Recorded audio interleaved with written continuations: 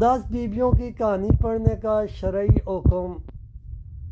معجزہ فاطمہ ان بیویوں کی کہانی میں پڑھا جاتا ہے۔ پہلی بات ہے، معجزہ خالی انبیاء علیہ السلام و اجمعین سے منسوب ہے۔ معجزہ کسی انبیاء کے علاوہ کسی سے بھی منسوب کرنا یہ غلط ہے۔